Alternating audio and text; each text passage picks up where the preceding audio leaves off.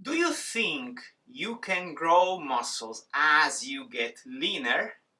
Just vote up here as the intro goes, please.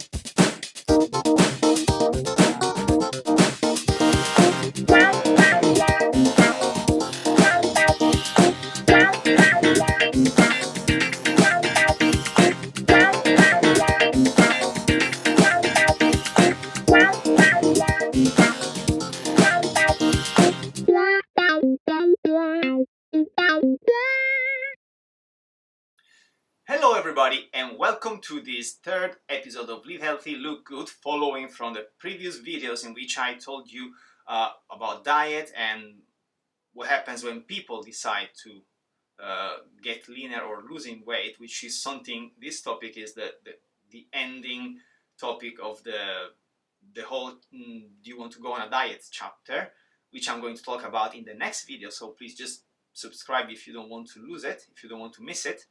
And I've closed the previous video, which by the way is right here if you want to see it, if you've lost it or if you don't remember it or if you want to watch it again, it's there for you. I was closing the video saying that the BMI is really not very reliable, above all if you are training. You want to rely on other measurement systems to see your progressions in losing fat and becoming more muscular. I was mentioning these two tools here. The first is the Taylor Tape Measure, which is the Taylor Tape Measure. You can put it around your body and take the circumferences of every part of your body that your goals are to improve. Or this one, which is a more I would say appropriate tool, but they are really both exactly the same, which does exactly the same thing, but as this thing here that you can plug it so that it stays there. For instance, you can do it around your waistline if you want, and then you see it also gets stuck, so there is a button, you let it go and then it tells you your waist circumference or everywhere else in your body. They are both very inexpensive. I think you can find this on Amazon, and you can probably find this one on Amazon. I've never bought it. I don't know where I took it from. I borrowed from my wife. So these are the two tools that I was mentioning to measure your progressions of your waistline or whatever circumference of your body you want to take. And I would advise to do it. I do it every week really, but sometimes it's a scary thing. So I would advise maybe to do it every 2, 3, 4 weeks. Every month it would be okay, so that you can see just one number, because it fluctuates. We're not robots, so it may be that the first week you're not really getting there, and the second week you lose as much as you have lost in 2 weeks. Or so on and so forth. So every month you just take your measurements, and then you need to reassess your status, and if you have reached your goal or your expectancies, then it's good. Otherwise you need to repeat the program, your nutrition program and your training program appropriately. There's going to be a video about this, but I'm going to mention something now. For instance, you need to eat a certain amount of calories. Please don't rely on the glycemic index. It is good in certain ways, but it's not always important. Above all, if you are trained, your body, it's really more for people with diabetes than for healthy people, although it helps to regulate your appetite, your hunger, because yeah, we will do a video about this, don't worry. Anyway, the important thing, one of my dogs is here crying. Yep, I can show him to you. There he is, you see, my kid. I forgot what I was saying though. So yes, so what you want to do to lose fat and become more muscular is to train, as we've seen in the previous videos, and to eat properly. Eat properly means you need to track your calories. Yes, you have to track your calories. You don't need to go insanely picky about it, but you should know how much you're eating. There are a lot of apps that you can download to do so. They will tell you all your macros, or carbohydrates, fats, proteins. Some will also tell you the vitamins and minerals. Or you can also simply just start eating clean, which means you don't eat the junk food, which you know what it is, but we will see in the next videos, in the future videos, a lot. And just start taking note of how much stuff you have eaten, when, so that you, I don't know, you do breakfast, another snack between breakfast and lunch, then you have lunch, then you have another like a, what is, like you call it, another snack in between lunch and dinner, and then maybe you have something else before going to sleep. Just take note of everything. Then every week you use the scale to see your weight, and every month you take your waistline probably and see if they change every week or every month. It depends. Your weight, you should check it every week, I think. Don't do it every day because it's completely unessential. Actually, it's a very misleading thing if you do. But yes, so every week, maybe every Saturday morning or every Sunday morning, as soon as you wake up, because it's important that you do it in the exact same conditions of the previous time, so that your body conditions, which is more related to your water level, your fluid levels in your body, is always more or less the same. So maybe first thing in the morning, you wake up, you go to the bathroom, you do what you need to do, and then you measure yourself. That's what I do basically every Saturday morning. And if you will see very quickly, okay, this week, this Saturday, I was I don't know, X stones, kilos, pounds, whatever. Next Saturday I am X plus 1. Well, that means that I've been eating too much for what I've done. And probably you want to reduce what you have eaten. You don't need to do it with a food intake calculator.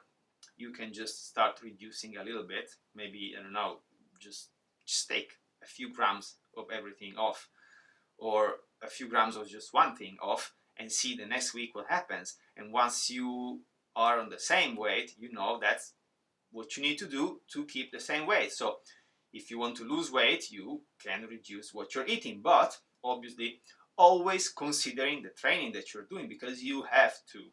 Okay, we've seen it in the previous video. So this is the way you can see how you're going. Okay, and it's very simple. You don't have to overcomplicate things. I am very complicated. I've made, because I didn't even know these apps existed, because I don't really enjoy these smartphones so much, and I made my own. And I made my own intake calculator, so I use it. I'm used to it. It's very handy for me. Probably if you see it, you just say, no, I want to give up with that. It's too complex, too complicated. But for me, because I made it, it's so simple.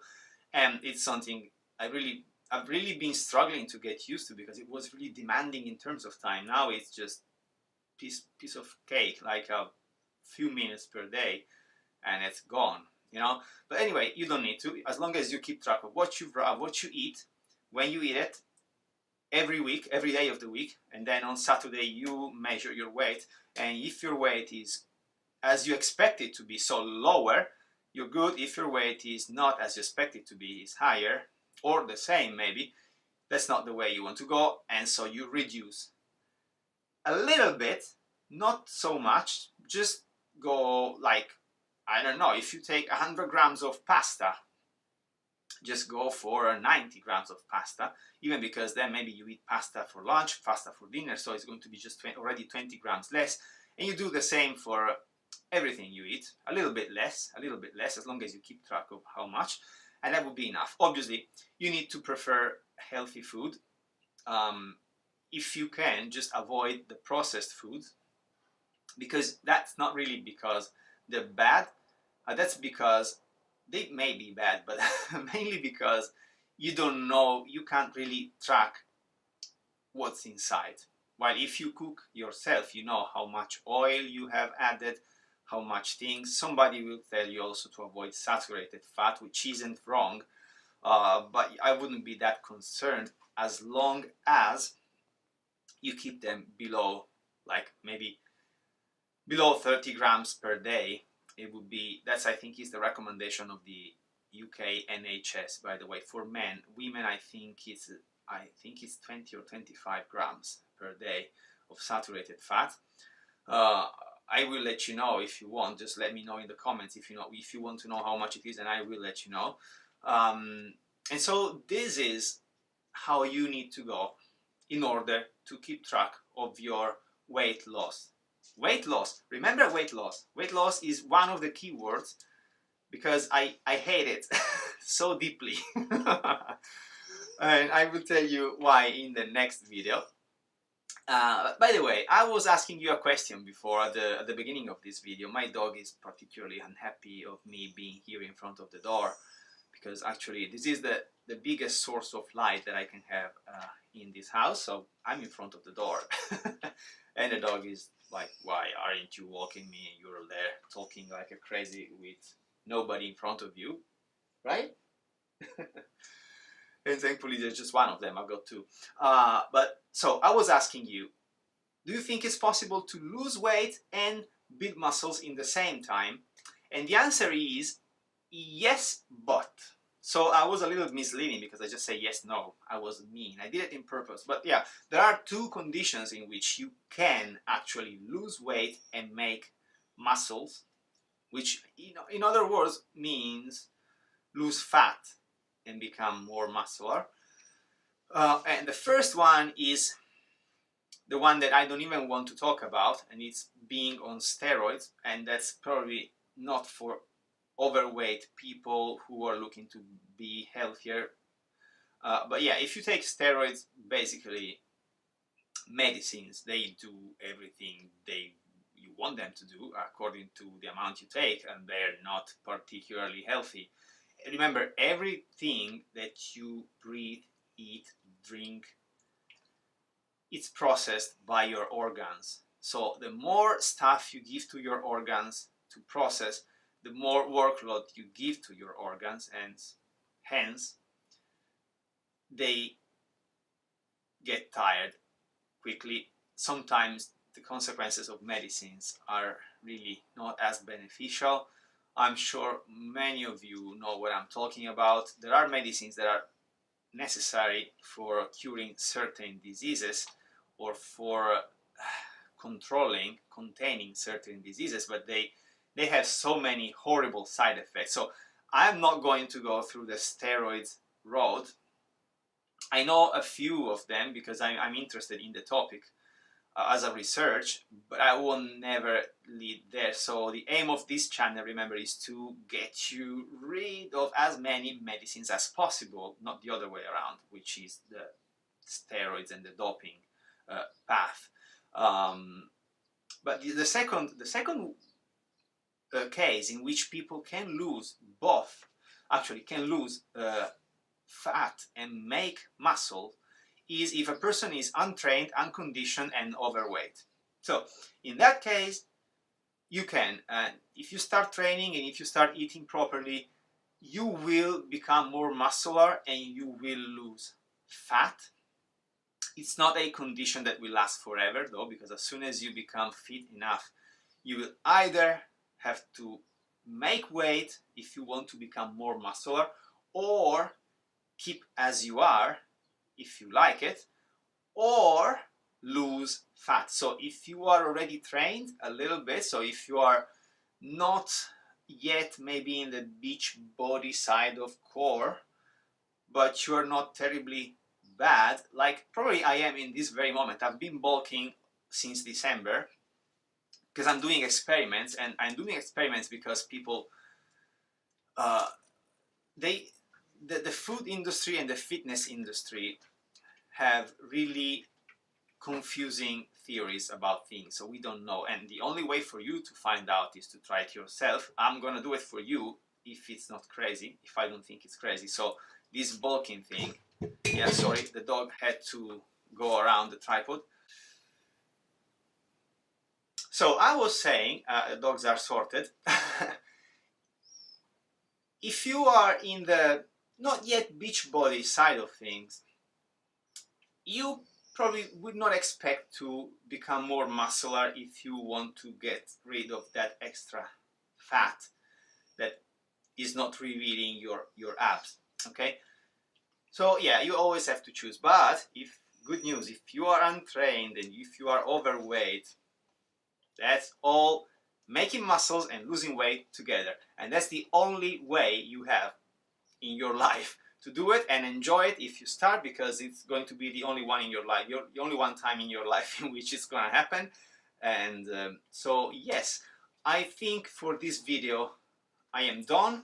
There's going to be another video, as I was saying initially, that is going to close this you want to go on a diet chapter, and then we're going to start talking about the macronutrients. I'm going to start from carbohydrates, which are already on my website if you want to have a look at them.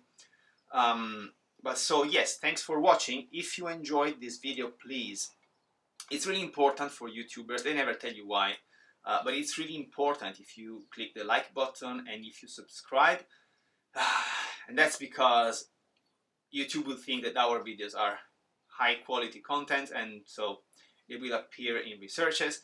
Therefore, it's going to be a motivation booster for the YouTuber who receives the like. And so please, if you like it, just click and subscribe. Thanks very much. Enjoy your life, live healthy, look good. Bye.